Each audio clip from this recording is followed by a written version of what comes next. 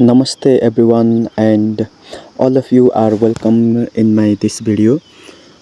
आज पनि म बिएड चौथो वर्षको कम्पलसरी सब्जेक्टको रूपमा रहेको विषय कक्षा शिक्षणको एक्जाम टिप्स लिएर आउने क्रममा आज पनि यो भिडियोमा एकाइ 5 विद्यार्थी केन्द्रित विधि सम्बन्धी एक्जाम टिप्सहरू सेयर गर्दैछु र यो एकाइको एक्जाम टिप्सहरू एकदमै महत्त्वपूर्ण रहेको छ किनभने यो अहिलेको आधुनिक समयमा हामीले विद्यार्थीलाई सक्रिय बनाएर शिक्षण गर्नुपर्ने हुन्छ।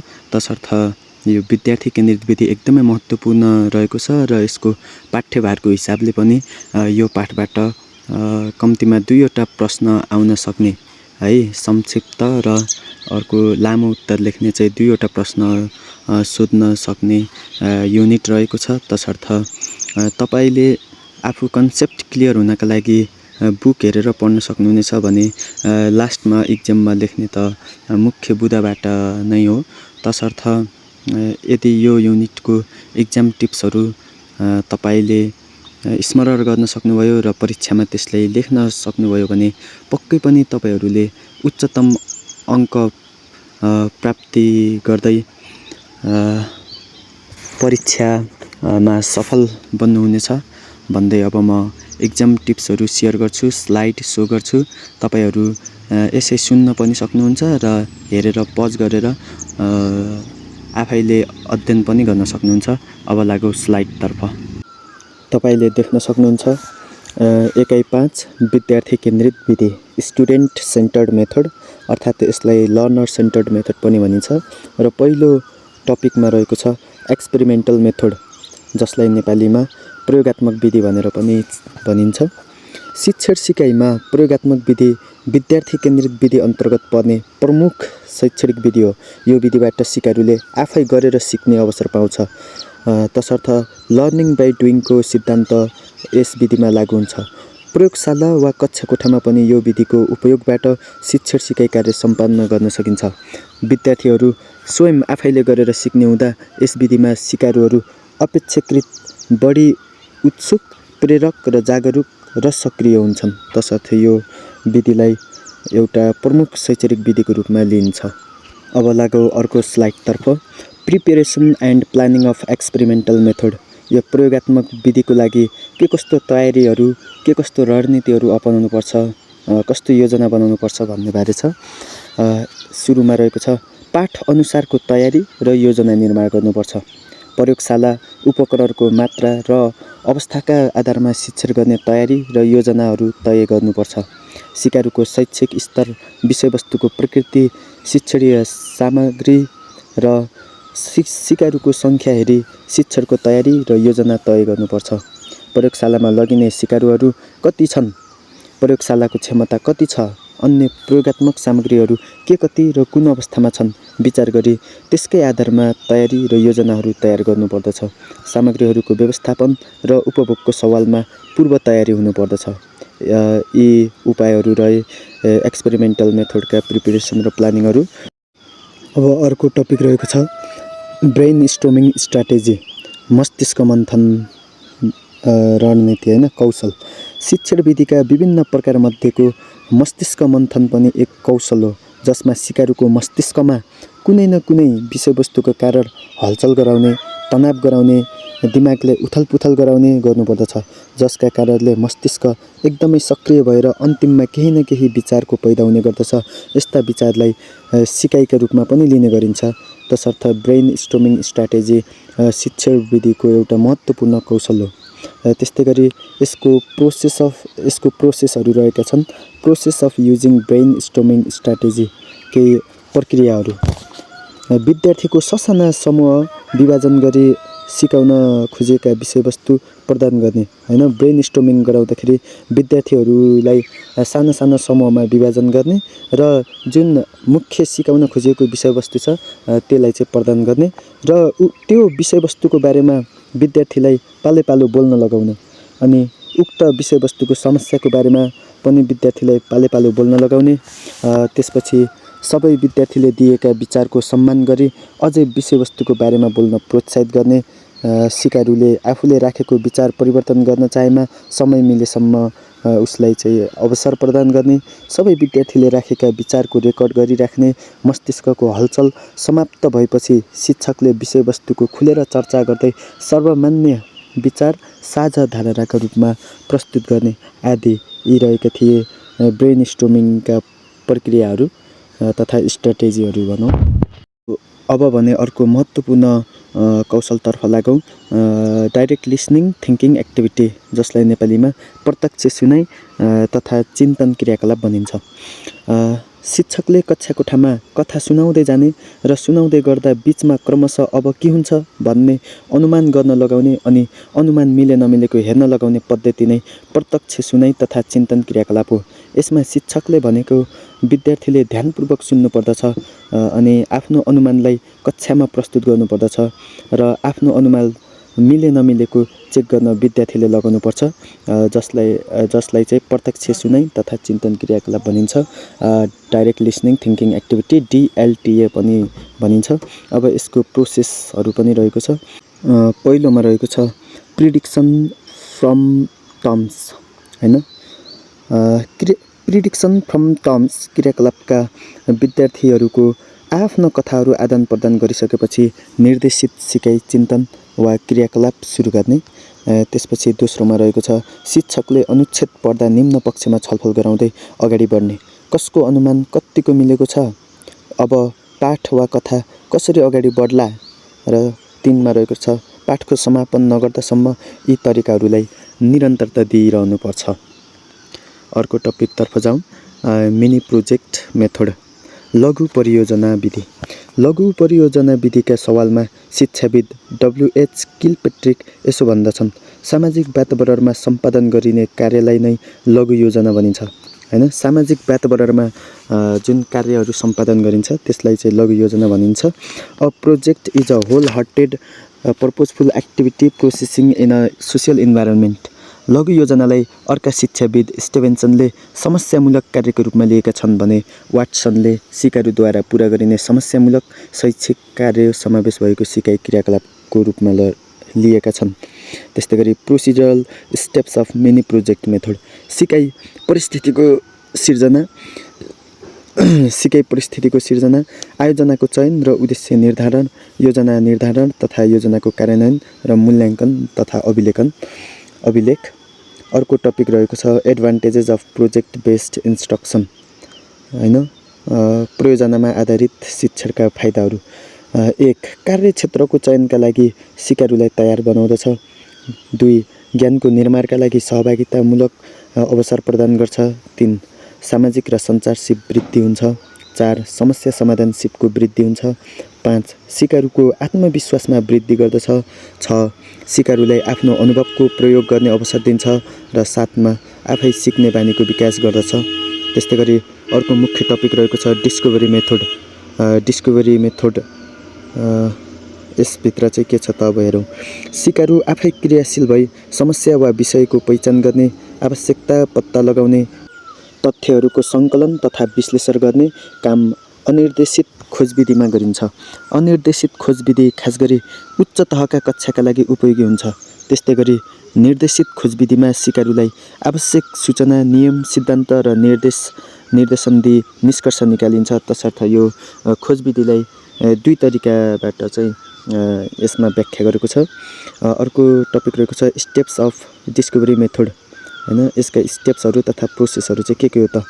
फर्स्टमा समस्या देखाउनु, अनि त्यसपछि खोज तलास गर्ने, त्यसपछि जाँच तथा पत्ता लगाउने, अनि लास्टमा निष्कर्ष र त्यसलाई प्रयोग गर्ने।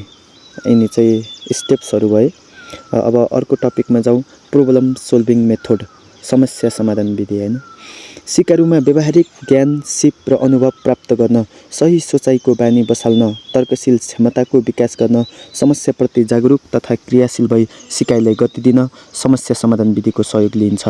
शिक्षण सिकाइका क्रममा आउने कठिनाइ वा बाधाहरूलाई हटाएर शैक्षणिक लक्ष्य प्राप्ति हुनुलाई समस्या समाधान विधि भनिन्छ। समस्या समाधान विधि भनेको कठिनाइ अथवा व्यग्रतामाथि सन्तोषजनक समाधान पत्ता लगाउने उद्देश्यले गरिएको एउटा योजनाबद्ध प्रयास हो। समस्या समाधान विधि एकदमै महत्त्वपूर्ण रहेको छ र हामीले प्रिभियस क्लासहरूमा पनि यसलाई अध्ययन गरेर आएका छौँ। तपाईलाई यो भिडियो कस्तो लागिरहेको छ कृपया भिडियोलाई लाइक गर्न र कमेन्ट पनि गर्न म आग्रह गर्न चाहन्छु। साथै मेरो युट्युब च्यानललाई सब्स्क्राइब गरिदिनु होला, जसले गर्दा मलाई थप हौसला र उत्साह मिल्नेछ र यस्तै भिडियोहरू म लिएर आउनेछु भन्दै फेरि लागौ अर्को टपिकतर्फ, जसमा रहेको छ planning and preparation of problem solving method. यस्ता जुन समस्या समाधान विधिको लागि चाहिँ के कस्ता योजनाहरू तथा तयारी गर्नुपर्छ त। फर्स्टमा रहेको छ समस्याबोध, त्यस्तै गरी 2मा योजनाबारे विचार गर्नु, 3मा योजना कार्यान्वयन र 4मा निचोडको मूल्याङ्कन। एकदमै महत्त्वपूर्ण टपिक रहेको छ।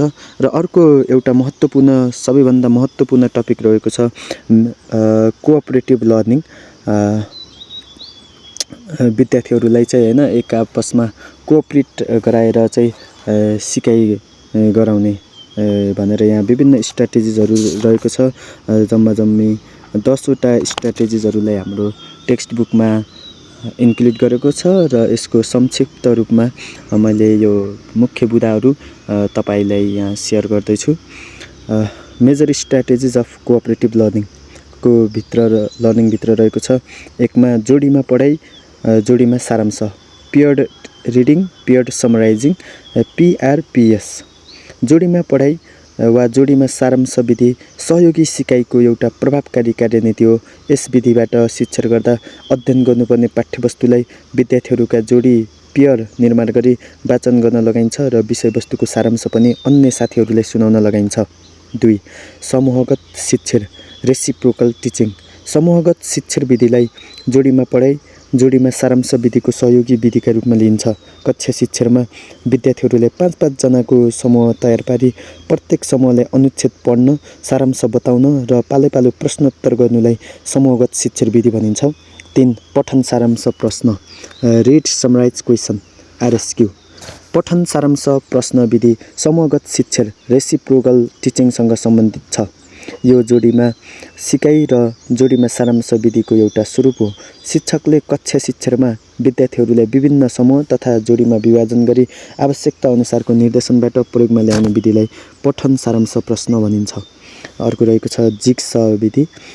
कुनै एउटा तस्बिर वा चित्रका काटिएका अंशहरूलाई पुनः जोडेर पूर्ण तस्बिर वा चित्र बनाउने खेललाई जिग्स भनिन्छ। शिक्षण सिकाइको रोचकता र विद्यार्थीहरूमा सृजनशील क्षमताको विकास गर्नका लागि जिग्स विधिको प्रयोग गर्ने गरिन्छ। अर्को रहेको छ 5मा एक बस्ने अरू छरिने, 1 स्टे अदर स्ट्रे। शिक्षण सिकाइका सन्दर्भमा कक्षा कोठामा विद्यार्थीहरूको समूह बनाएर काम गर्दा अथवा समूहले गरेको काम अरूसँग आदान प्रदान गर्दा विद्यार्थीले धेरै कुराहरू एकअर्काबाट सिक्ने अवसर प्राप्त गर्दछन्। सामूहिक कार्यलाई आदान प्रदान गर्न समूह कार्यलाई कक्षामा प्रस्तुत गरी छलफल समेत गरिन्छ। समूह कार्यलाई आदान प्रदान गर्नका लागि प्रयोगमा ल्याउन सकिने अर्को विधि एक बस्ने अरू छरिने, 1 स्टे अदर्स स्ट्रे पनि हो। त्यस्तै गरी 6मा रहेको छ मिक्स फ्रिज पेयर। सहयोगी सिकाइ अन्तर्गत मिक्स फ्रिज पेयर विधिलाई विद्यार्थीहरू एक आपसमा घुलमिल भएर एक अर्काबाट सिक्ने प्रक्रियाका रूपमा लिइन्छ। कक्षा कोठामा सबैसँग मिल्ने, अरूका विचार तथा दृष्टिकोणलाई आदान प्रदान गर्ने, आदर गर्ने, आफ्ना विचारहरू निर्धक्कसँग व्यक्त गर्ने जस्ता सिपहरूको विकास यस विधिबाट हुने गर्छ। शिक्षकको निर्देशन बमोजिम विद्यार्थीहरू खुला रूपमा हिँड्ने, रोकिने र जोडी बनाउने विधिलाई मिक्स फ्रिज पेयर भनिन्छ। त्यस्तै गरी 7मा रहेको छ अब मेरो पालो, पेन्स इन द मिडल। शिक्षण सिकाइमा मात्र नभई आफ्ना दैनिक क्रियाकलापमा समेत आफ्ना कुराहरू राख्नु आवश्यक मानिन्छ। यसका लागि डर, त्रास जस्ता कुराहरू टाढा राखी आफ्ना कुरा राख्नका लागि व्यक्तिले आत्मविश्वास बढाउनुपर्छ। विद्यार्थीले आफ्ना मिल्ने साथी वा सहपाठीसँग आफ्ना कुराहरू राख्ने तर अन्य व्यक्ति वा शिक्षकसँग बोल्न डराउने गर्दछन्। अब मेरो पालो, पेन्स इन द मिडल। यो विधिले त्यस किसिमको डर र त्रासलाई भित्रैदेखि हटाउन मद्दत गर्दछ। त्यस्तै गरी 8मा रहेको छ प्याराग्राफ ज्ञाता, प्याराग्राफ एक्सपोर्ट। शिक्षण सिकाइमा कुनै विषयवस्तु वा अनुच्छेद प्याराग्राफको तयारी गर्ने र त्यो साथीलाई बुझाउने जिम्मा विद्यार्थीहरूले दिइन्छ। आफूले पाएको जिम्मेवारी अनुसार विद्यार्थीले विषयवस्तुको तयारी गर्दछन्। नजानेका र अस्पष्ट कुराहरूलाई शिक्षकको सहयोगबाट किनारा लगाई विषयवस्तुको गहन बुझाइ उनीहरूमा हुने गर्दछ। 9. विद्यार्थी समूह उपलब्धता student teams achievement division STAD STAD। शिक्षाविद स्लेभिन सन् 1978ले विकास गरेको एउटा महत्त्वपूर्ण सहयोगी सिकाइ अन्तर्गत विद्यार्थी समूह उपलब्धता पर्दछ। यस विधिमा विद्यार्थीहरूलाई ससाना समूहमा विभाजन गरी कामको जिम्मेवारी दिइन्छ र सहयोगी सिकाइ मार्फत विद्यार्थीहरूले समूहमा छलफल तथा अन्तर्क्रिया गरी आफूले प्राप्त गरेको उपलब्धिलाई कक्षामा प्रस्तुत गर्दछन्। त्यस्तै गरी last but not the list अझै एउटा टपिक छ पिरामिड सिकाइ, पिरामिड लर्निङ। शिक्षण सिकाइका सन्दर्भमा पछिल्लो समयमा प्रयोगमा आएको एउटा नवीनतम अन्तर्क्रियात्मक विधिका रूपमा पिरामिड सिकाइलाई लिने गरिन्छ। पिरामिड सिकाइ एउटा त्यस्तो सिकाइ पद्धति हो जहाँ व्यक्तिगत, जोडी तथा समूह सिकाइलाई पुरै कक्षाको विचारका रूपमा बदल्ने, विश्लेषण गर्ने र त्यसले संश्लेषण गरी छुट्याउँदै जाने काम गरिन्छ। एकदमै महत्त्वपूर्ण यी स्ट्राटेजिजहरू थिए कोअपरेटिभ लर्निङका, एउटा सहयोगात्मक सिकाइका। त्यस्तै अर्को मुख्य टपिक रहेको छ स्टेप्स अफ आइडियल मेथड। समस्यासँग एउटा सम्बन्धित एउटा विधि हो। समस्याको पहिचान। 2. समस्याको परिभाषित तथा पुनः प्रस्तुति। 3. सम्भाव्य कार्यनीतिको खोजी। 4. छनौट भएका कार्यनीतिका आधारमा कार्य र 5 मा रहेको छ मूल्याङ्कन। त्यस्तै गरी अर्को रहेको छ steps of DUPE method DUPE method. 1. समस्याको प्रस्तुतिकरण, समस्यालाई परिभाषित गर्ने, बुझाइ। 4 मा योजना निर्माण र मूल्याङ्कन। यो आइडियल मेथड र ड्युप मेथड चाहिँ समस्या समाधानमा आधारित एउटा रणनीतिहरू वा भनौँ विधिहरू हुन्। र अर्को टपिक रहेको छ आइसर्च मेथड। आफ्नो जीवनका लागि आवश्यक कुराको खोजी गर्नु र आफ्ना अनुभवको कथा लेख्नु नै आइसर्च हो। सहयोगी सिकाइ अन्तर्गत परियोजना कार्यमा आधारित शिक्षण र समस्या समाधानका सिकाइमा आधारित शिक्षणमा यो रणनीति उपयोगी मानिन्छ। यो रणनीतिका विकासकर्ता केन म्याक्रोरी हुन्। सहयोगात्मक शिक्षण रणनीतिमा म खोज्छु भन्ने रणनीति समस्या समाधान र अन्वेषण विधिसँग मिल्दोजुल्दो देखिन्छ। यो विधि कुनै पनि विषयमा खोजमूलक लेखनका लागि प्रयोग गरिन्छ। अब अर्को छ स्टेप्स अफ आइसर्च मेथड। म खोज्छु भन्ने विधिका अन्य प्रक्रियाहरू, स्टेप्सहरू। 1. सानो कक्षा भएमा विद्यार्थीहरूलाई एकल रूपमा शिक्षण गर्नुभन्दा 2-4 दिन अगाडि नै समस्या प्रदान गर्नुपर्दछ। 2. विद्यार्थीहरूलाई निश्चित शीर्षक वा विषयवस्तुमा आधारित भई प्रश्न निर्माण गर्न लगाउने, यसबाट अपेक्षाकृत लक्ष्य प्राप्ति गर्न मद्दत पुग्दछ। 3. विद्यार्थीहरूलाई समूहमा काम गराउनु पर्ने भएमा 3-4 जनाको दलले समूह बनाई व्यक्तिगत रूपमा जिम्मेवारी दिने गर्नुपर्दछ। 4. आइसर्चका लागि उचित योजना निर्माण गर्नुपर्दछ। 5. विद्यार्थीहरूलाई निश्चित वातावरणमा समायोजन गरी सूचना सङ्कलन गर्न लगाउनु पर्दछ। 6. एकल रूपमा प्रतिवेदन तयार गर्न लगाउने, समूहमा छलफल गरी एउटै प्रतिवेदन तयार पार्न पनि निर्देशन दिन सकिन्छ। 7. विद्यार्थीका प्रतिवेदनलाई मूल्याङ्कन गर्नुपर्दछ। र अन्तमा रहेको छ प्राप्त प्रतिवेदनमाथि प्रस्तुतिकरण तथा छलफल गरी नयाँ प्राप्त भएको कुरालाई कक्षाकोठामा सामान्यकरण गर्नुपर्दछ। त्यस्तै अर्को टपिक रहेको छ एक्सप्लोरेसन मेथड, अन्वेषण विधि। अन्वेषणका सवालमा नेपाली बृहत शब्दकोशमा लुके छिपेका कुराहरूको राम्रोसँग खोजी नीति गर्ने काम अनुसन्धान, शोध आदि अन्वेषण हुन्। सिकारुलाई समस्या दिई तिनीहरूका अन्तर्निहित प्रतिभा अनुसार विभिन्न क्रियाकलाप गरी समस्याको निदान गर्नु भनेको अन्वेषण हो। यस विधिबाट सिकारुका व्यवहारमा आमूल रूपान्तरण गराउने मुख्य अपेक्षा राखिएको हुन्छ। त्यस्तै यसका प्रोसेसहरू चाहिँ 4वटा छन्। 1. विषयवस्तुको चयन। 2. तथ्य र जानकारी सङ्कलन। 3. निर्दिष्ट सामग्रीको विश्लेषण। 4. निष्कर्ष र मूल्याङ्कन। त्यस्तै गरी अर्को टपिक रहेको छ थिङ्क पेयर सेयर, TPS, एकदमै महत्त्वपूर्ण रहेको छ।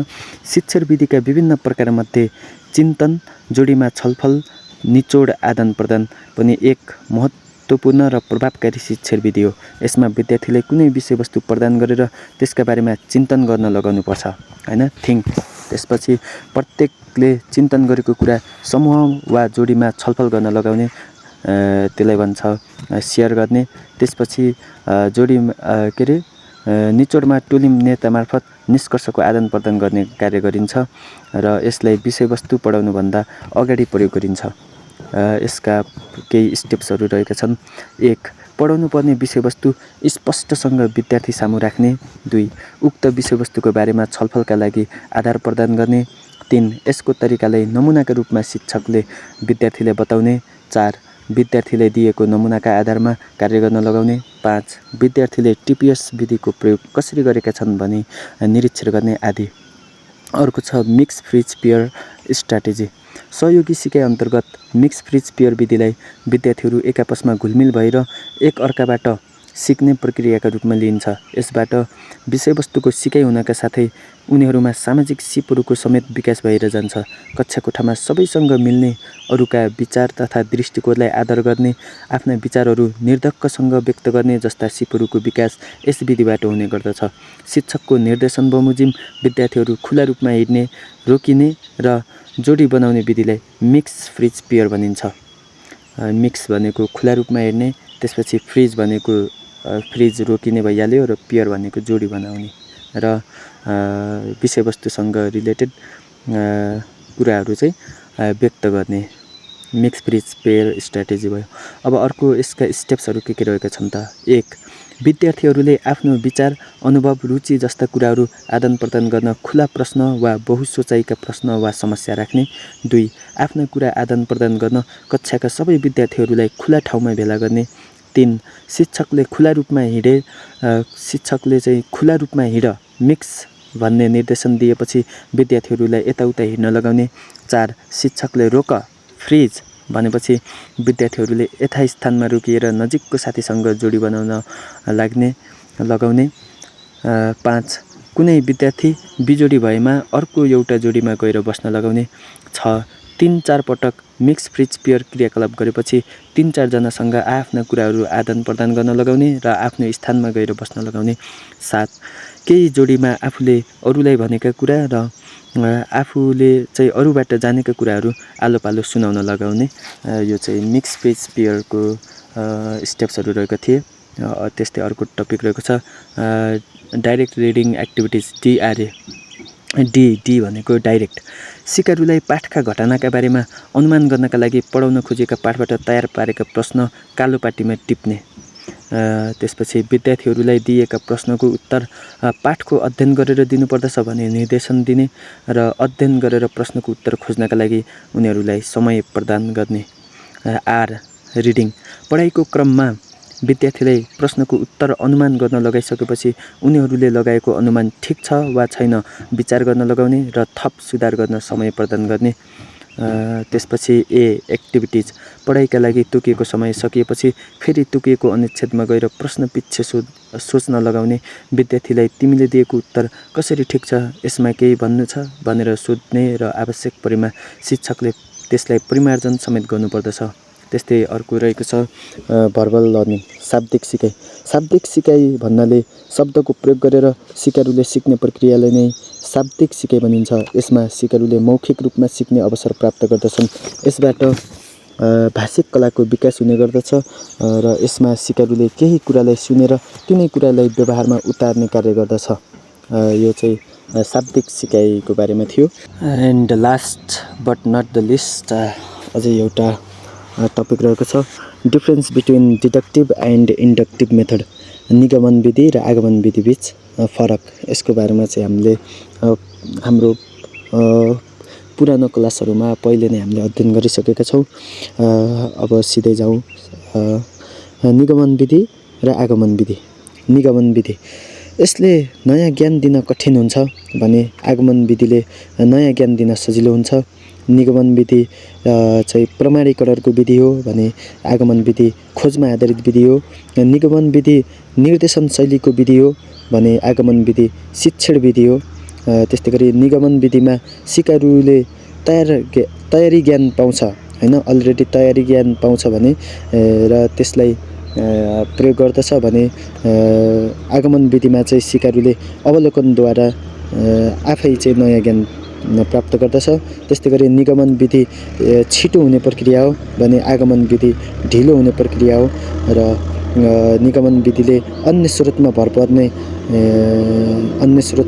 पर्न प्रोत्साहित गर्दछ भने आगमन विधिले यसले व्यक्तिलाई चाहिँ आफै आत्मविश्वासी बनाउन तालिम गराउँछ। हस्त यति नै थियो यो 1/5 विद्यार्थी केन्द्रित विधिसँग सम्बन्धित महत्त्वपूर्ण इक्जाम टिप्सहरू। भिडियो एकदमै लामो भयो। कस्तो लाग्यो तपाईहरूलाई कृपया कमेन्ट गरिदिनु होला। साथै बेल आइकन थिचेर युट्युब च्यानललाई सब्स्क्राइब पनि गरिदिनु होला भन्दै अब अर्को भिडियोमा भेटौँला। Bye bye, see you letter.